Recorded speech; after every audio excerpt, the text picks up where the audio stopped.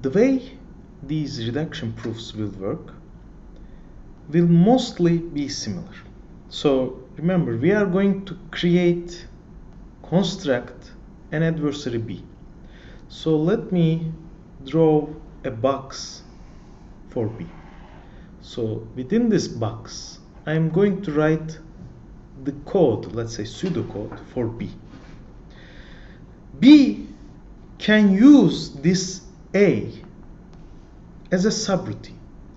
So I can draw a box for A here. And B can call this A. How B is going to interact with A is defined exactly as in the scheme X. Remember the challenger and adversary based definitions.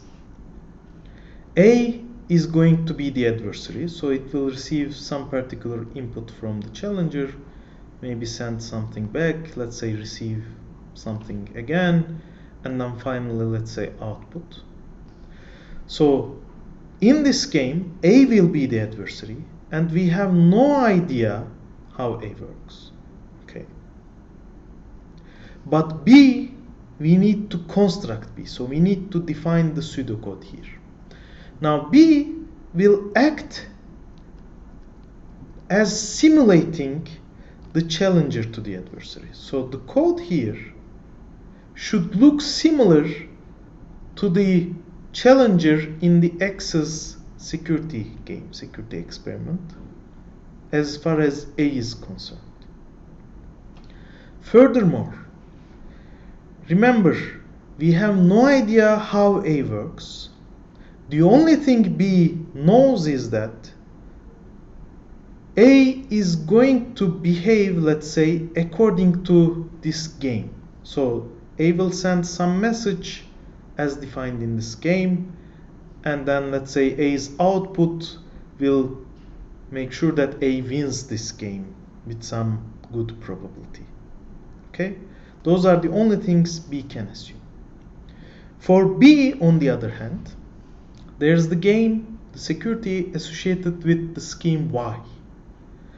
Now B, as far as the scheme Y is concerned, needs to behave like an adversary, and it will interact with some outside challenger that is defined for the scheme Y. So this outside challenger is going to give B, let's say, something according to the Y's security game. Maybe B will send something to the challenger, receive it back, and then let's say also B needs to output something at the end to win the game.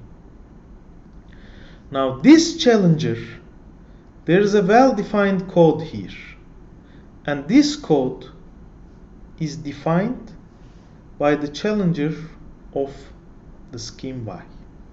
So we know the scheme Y's game, we know what's going to happen here. We don't know what's going to happen inside A, but we know that this interaction will take place. We know for scheme Y, this interaction is going to take place. So the interaction here is defined by scheme Y. The interaction here is defined by scheme X. And B's goal overall is to somehow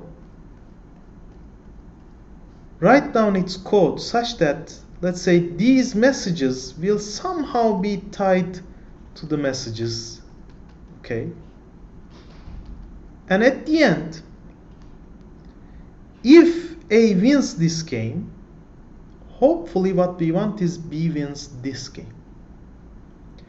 Now there are very important rules here. Remember, we need a PPT adversary B. So what it means here is the following. We are assuming A itself is already PPT. So we don't know the code of A, but we know whatever happens is PPT. If A is running in probabilistic polynomial time, this means there are at most polynomially many such interactions as well. So these interactions, all of them will be at most polynomial many. Now A is a subroutine of B, so B will be incurring all this time, but everything here is probabilistic polynomial time, so don't worry. Now this interaction here must also be probabilistic polynomial time. So A must only interact polynomially many times with its challenger. Sorry, B must interact polynomially many times with its challenger. And the code for B here, this whole thing going on here, must also be PPT. So number one rule for reductions is that we need to show that B we construct must be PPT. Number two rule is about simulation. What are we simulating? Remember, B is simulating this challenger for the adversary. So all this interaction here, as far as A is concerned, it should be essentially indistinguishable from what a real challenger would have done in the game defined for X. So B's behavior in terms of its interaction with A should look like the behavior of the challenger in X's game. And then we have a third condition. The third condition has something to do with probability of winning. Now, remember what we said. So here we are assuming A wins the game for X. So for example, if the game for X required that A guesses this bit, let's say for the eavesdropper security of encryption, with 1/2 plus negligible probability, winning that would mean A achieves it, A guesses the correct bit with 1/2 plus some non-negligible, let's say, probability. Now let's say B's winning condition for scheme Y was that it needs to find something, let's say, with some non-negligible probability. What we need to show is that if A wins this game, meaning, let's say, A finds this thing with 1/2 plus non-negligible probability, then remember B takes it, runs through some code and outputs its response. B must also win its game, let's say, with non-negligible advantage.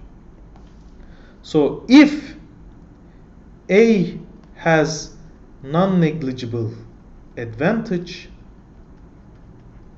then this must imply that B has non-negligible advantage in winning its own game.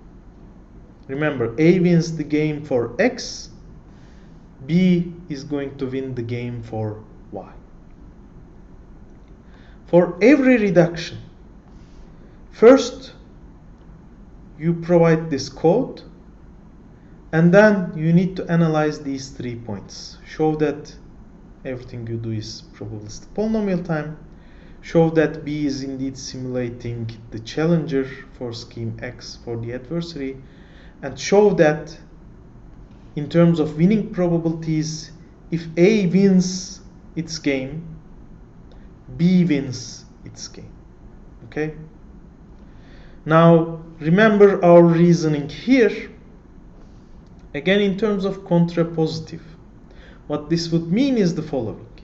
Since we don't know any such algorithm B that has this non-negligible, let's say, winning advantage,